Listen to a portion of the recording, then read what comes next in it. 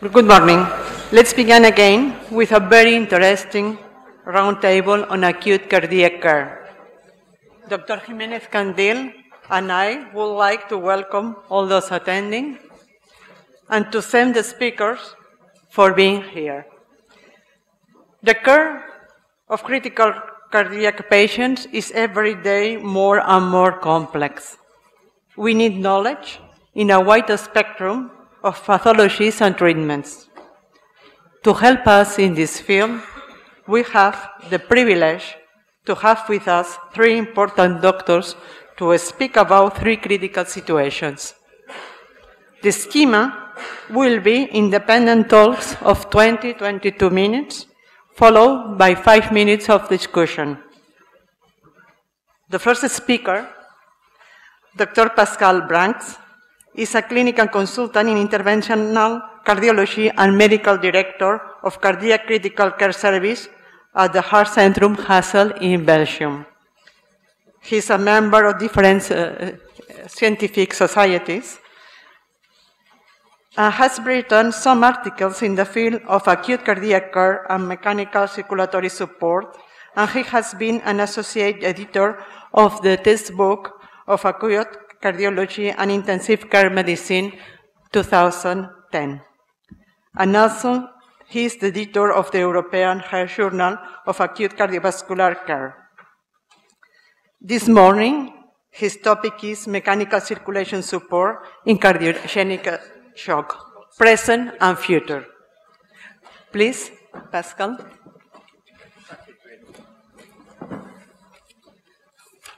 We can really help this journal because there are a lot of good papers that just won't make the cut for European Heart Journal.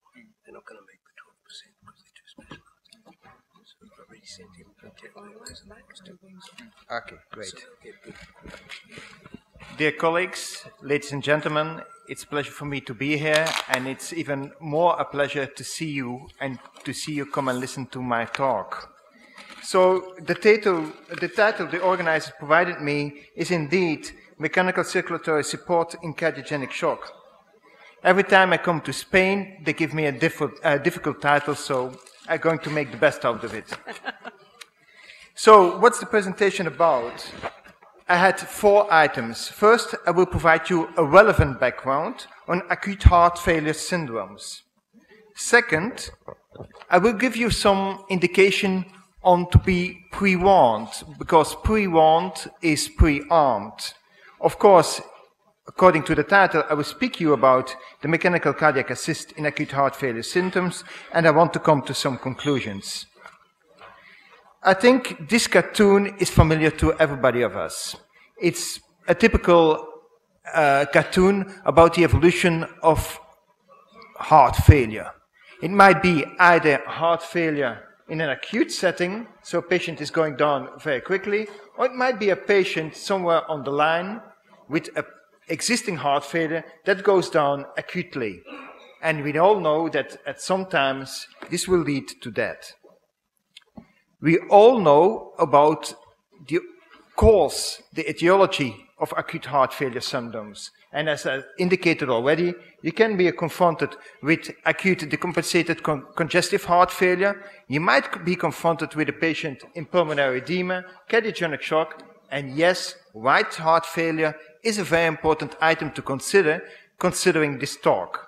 We all know that 62% of heart failure symptoms are linked to ischemic heart disease, and 24% of them are linked to valvular heart disease. These two numbers are also important for the rest of my talk. So, again, coronary heart disease has emerged indeed as a dominant etiologic factor for acute heart failure syndromes.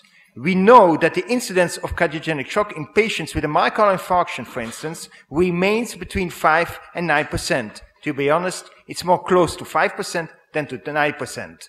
But if you are confronted with a cardiogenic shock, we know that the patient has a 50% risk of dying within the first 48 to 72 hours. So it's really a critical phase, and please recall also the number 48 until 72 hours. If we are confronted by the reason that the etiology of acute heart failure syndrome in 62% is ischemic, most of these patients will end up in what I call a myocardial intervention center. A myocardial intervention center requires a 24 hours, 7 days participation of trained and very experienced interventional cardiologists. It requires also experienced intensive care physicians, and it requires access to cardiac surgery on spot or nearby, and access to portable mechanical circulatory support. Now go a little bit more into the deep of this problem. If I'm confronted with a patient in the cath lab, I have three angles. Three angles for risk stratification. Of course, it's a clinical presentation. We have to consider, is the patient admitted for anesthetic mental elevation myocardial infarction, for a non-anesthetic mental elevation myocardial infarction, or for a non-ischemic cause. If we bring the patient to the hospital and to the intensive care department, I really am interested also in the coronary anatomy. This morning there was a session on risk stratification in patients with non-anesthetic mental elevation myocardial infarction. What I was missing was the coronary anatomy, because this might make a difference. A patient that is not yet in cardiogenic shock might end up in cardiogenic shock as soon as you start the intervention. So, is it an emergency or not, is a third angle. Pre-warned is pre-armed, and that's for everybody of us. If you're working in a regional center, if you're working in a university center, if you're working in a general cardiology department, or if you're working in an emergency department, no matter. These 5 topics, are there 6? These 6 topics are important. We have indeed to consider the age of the patient. We have indeed to consider the heart rate of the patient. And that's something very easy to remember. It's 100 beats per minute for this patient. We have to remember the systolic blood pressure. It's minus 100. This is an easy number to recall, 100. And everybody can do that, even my fellows can. So these 3 you will find also back in the TIMI risk classification. There it comes out of. The proportional pulse pressure is important. It's the systolic blood pressure minus the diastolic blood pressure over the systolic blood pressure. If it's minus 25 and I don't need a Schwann-Ganz catheter for that, I know that in most cases, and there's a predictive value of 98%, the cardiac index will be below 2.2. That's cardiogenic shock, isn't it?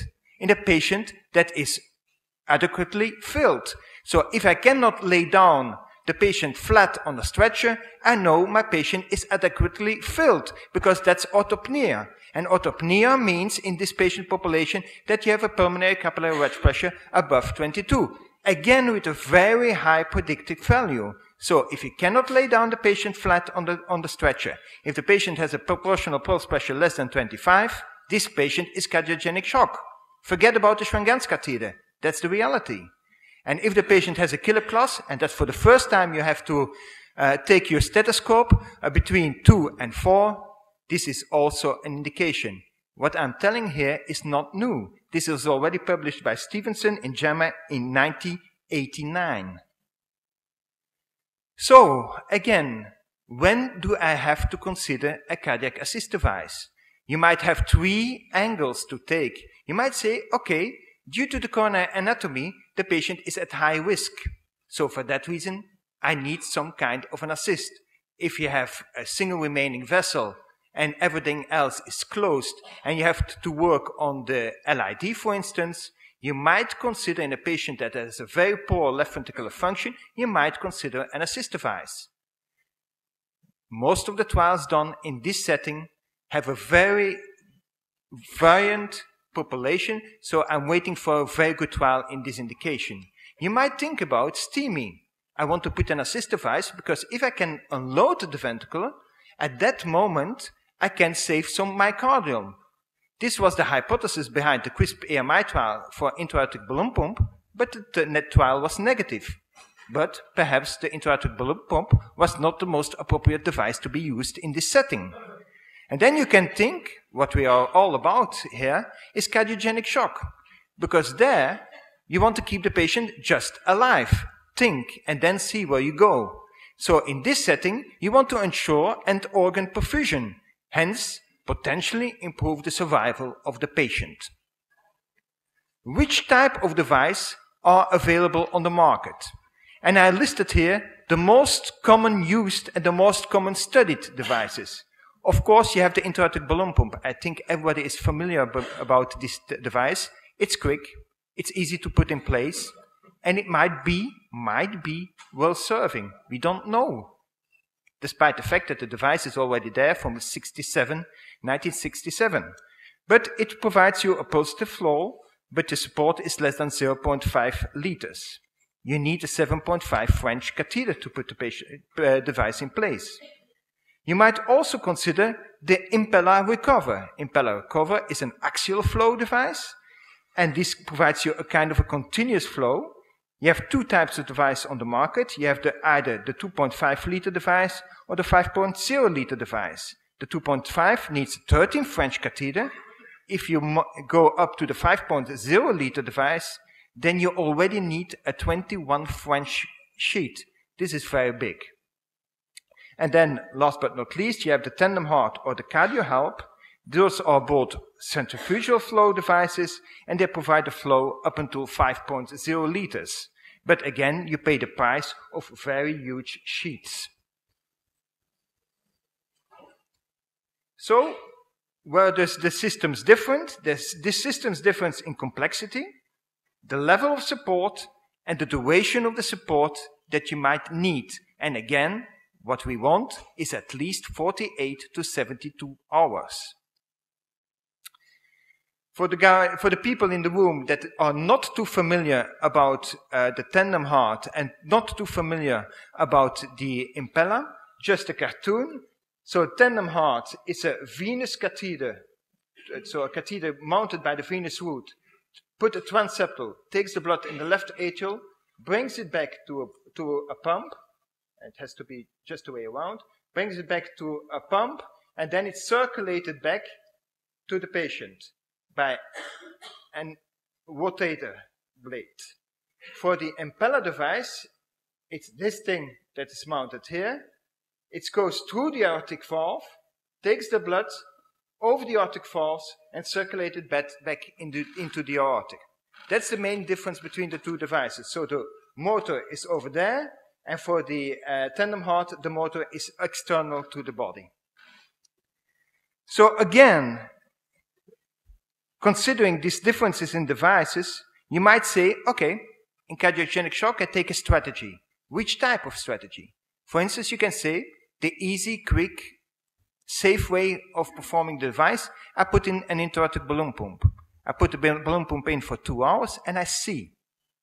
And then you have to consider, do you need support on the left-hand side, or do you need support on the right-hand side? If you need support on the left-hand side, you might consider an Impeller 2.5. You might consider a tandem heart. You might consider even a biventricular assist device, and I will explain you why. Or you might say, okay, I only need a right ventricular support, and then you can go to a right ventricular support only. And all these elements, all these considerations, what are brought onto the table until now, are important to choose which type of device you might need for a particular patient. But please, I don't expect you to have all these type of devices into your center. Let's go now step by step. What do we know from the literature concerning this type of devices in patients with cardiogenic shock? And this is a very busy slide, and it's a very busy slide that I took from the European Heart Journal from the group of Amsterdam. And they looked in a big meta-analysis of more than 10,000 patients on the use of the intra-aortic balloon pump.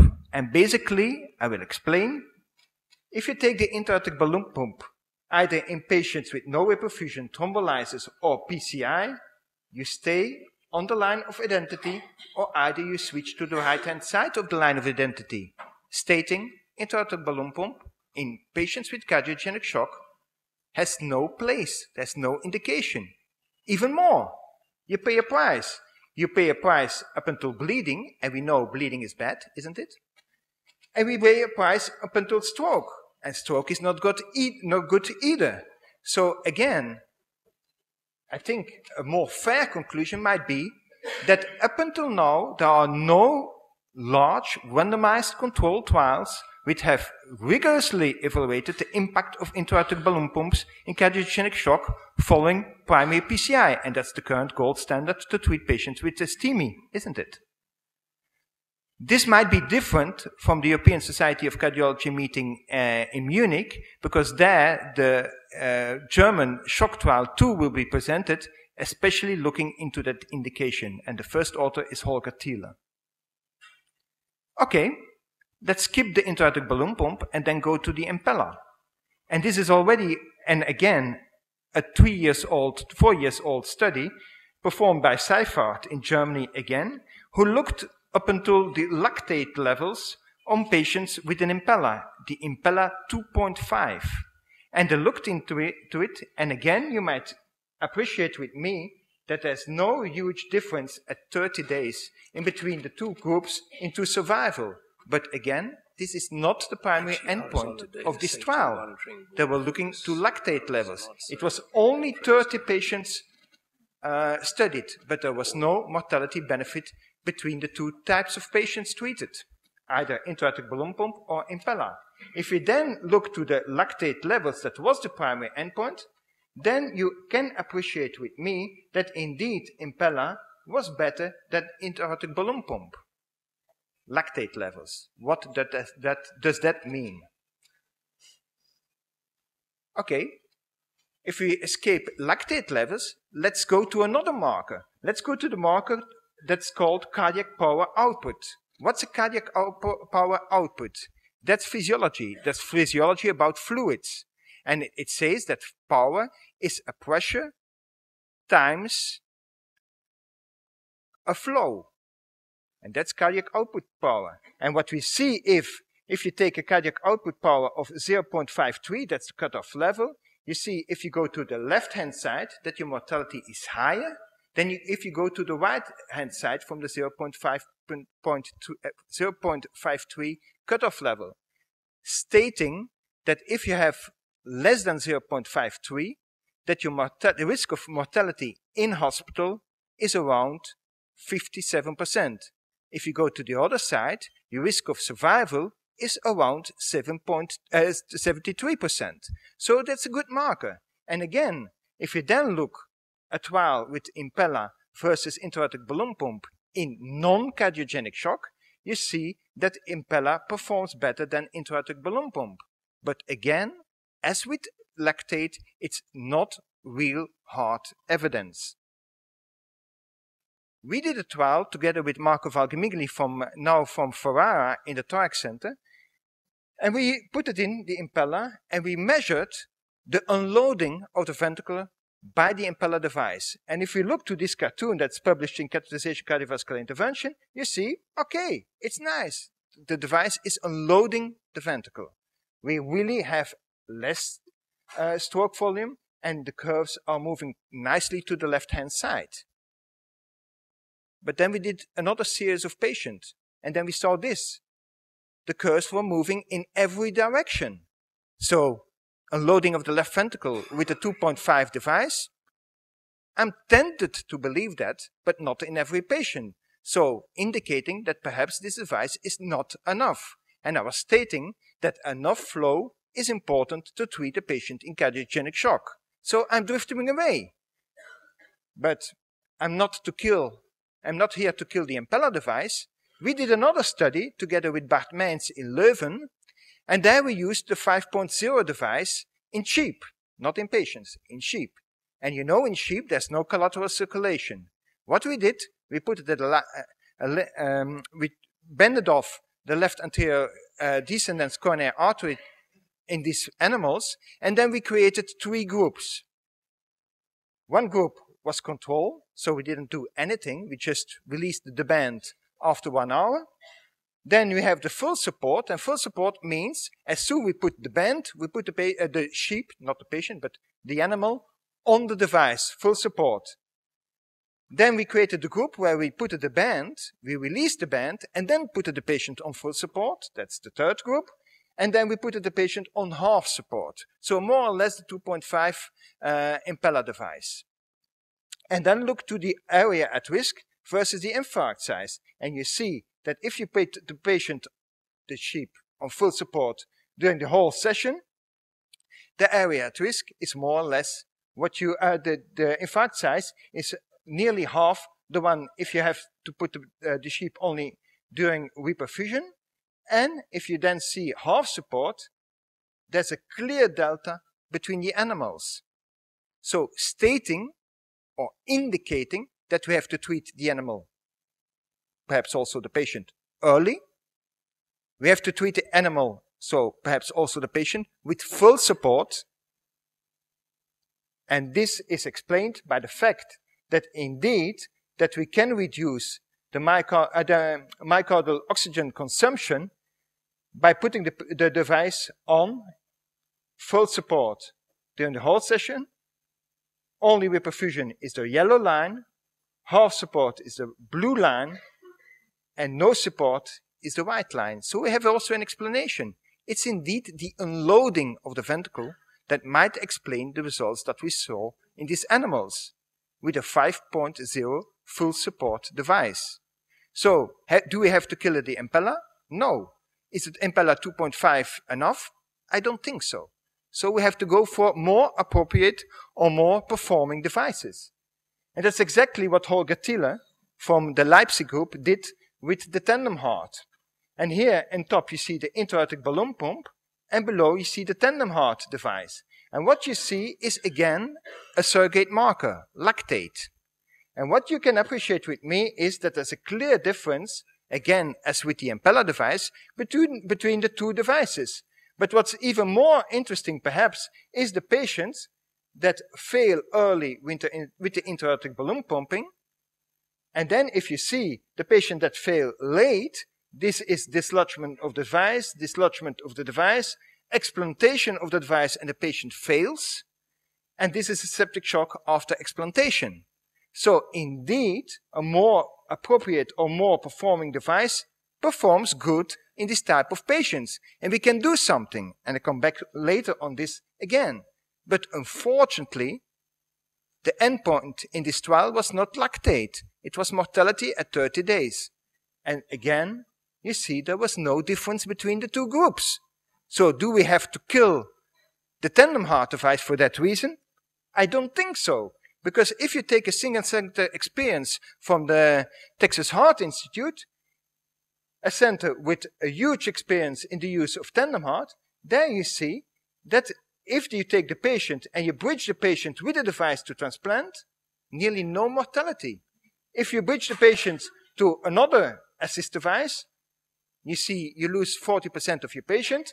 But if you bridge to recovery, again, you see the curves going down, stating tandem heart in cardiogenic shock in patients that fail really is perhaps a bridge to something else, a device to use to keep the patient alive and bridging him to another type of therapy. And this brings us to something promising, because the title was also looking to the future. And this is the Cardia Hub Device. And it's a kind of a resuscitation of the ECMO device. They call it mini ECMO. Why mini ECMO? My way of view, the mini is only in the console. For all the rest, it's all the same. So what you do, you take over the lungs, you take over the heart of the patient, and you keep the patient alive. It's extracorporeal, 5 liters of support, it's a plug-and-play principle, and it's mobile, it's small, and it's light. And it's perhaps a solution for those centers that are confronted with a cardiogenic shock patient and they want to transport the patient in the best possible scenario to a myocardial intervention center. This might be the solution. But again, all the trials with this type of device has to be started. And what we know already for animals is that this type of device does not unload the ventricle. So if you want to unload the ventricle, you need to keep a pulse-still device next to it. So that's something already to keep in mind. So where are we now? Where are we going? So here you see listed intra-aortic balloon pump, impeller, tandem heart, and mini ECMO. Mini ECMO as indicated case series. Tandem heart in elective STEMI case series. In STEMI cardiogenic shock, you have the TILE trial that is, we don't know yet, but there is some important message coming out of it. It's the CAR trial that I also showed you, single center, very experienced group, that is positive. If you look then to the Impeller, but the Impeller 2.5 device, okay, it's feasible to use in elective, it's feasible to use in STEMI, but again, cardiogenic shock, no data. If you look to the intra-aortic balloon pump, you see, okay, we don't know, and we will wait until September.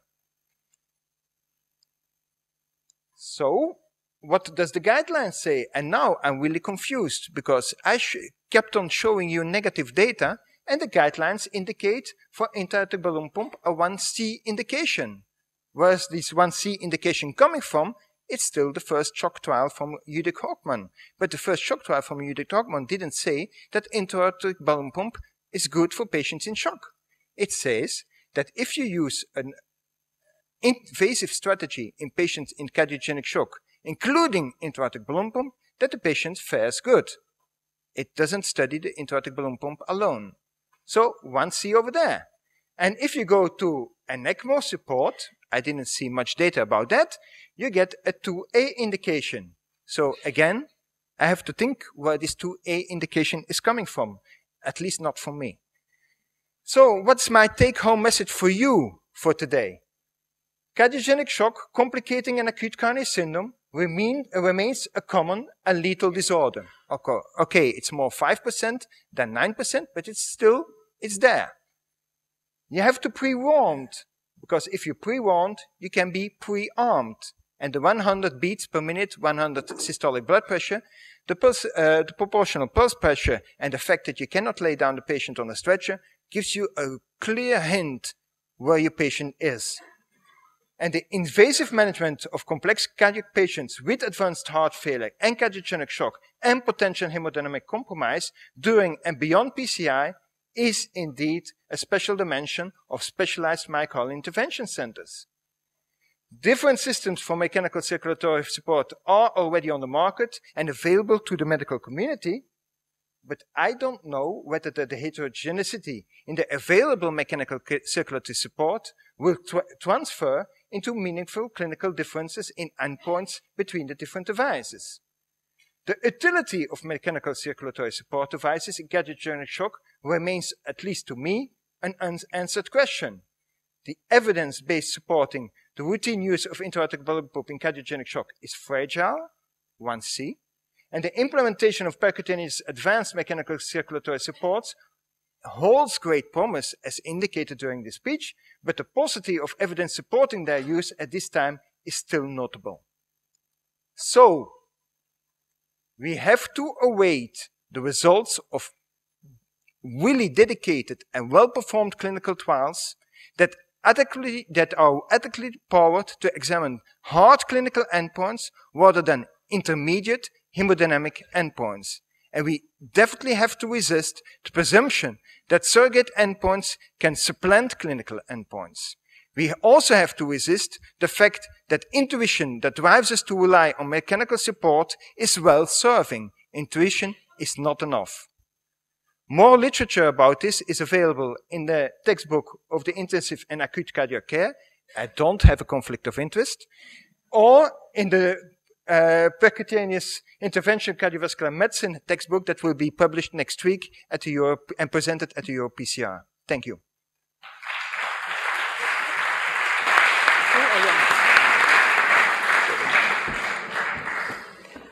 Thank you very much, Pascal, for this clear. To go back? Yeah. Okay. Thanks. Take my break.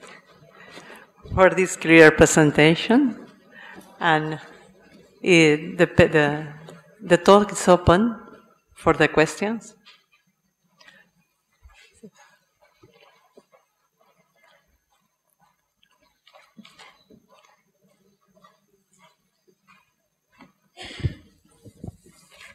Could you comment something about pneumatic external devices, please? The external devices, which one are you alluding to, please? Pneumatic. Pneumatic, during resuscitation. Excuse me. External counterpulsation. Okay. As you all know, or because it seems you are familiar with this device, it's not indicated in the acute setting. I would not use it over there. It's indeed positioned in the setting of congestive heart failure to help the patient. But to my knowledge, there are no trials in acute cardiogenic shock to use this device. Moreover, I don't like a patient with this type of device on my table when I'm performing a PCI procedure, but it's rather difficult, I think.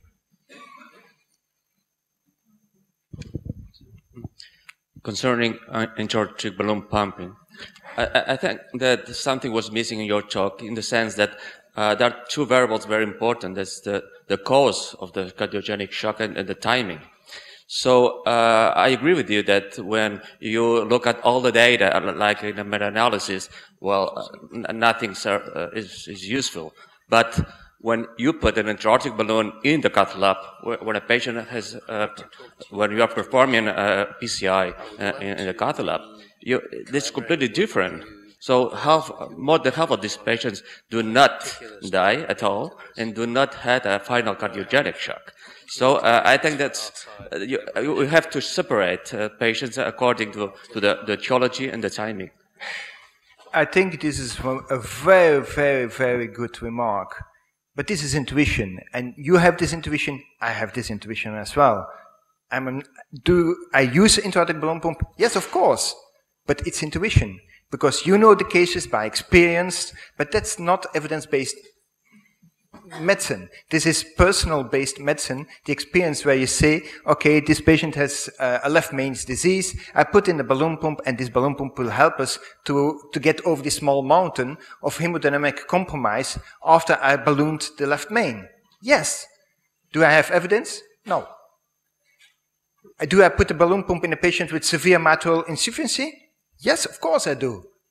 Do I load the ventricle by that way? I think so. Do I have evidence? No, I don't. Do I do it? Yes, the same way as you do. But I found it a very important remark. We have to do studies together. Thank you very much. I am so sorry, but we move to the next talk.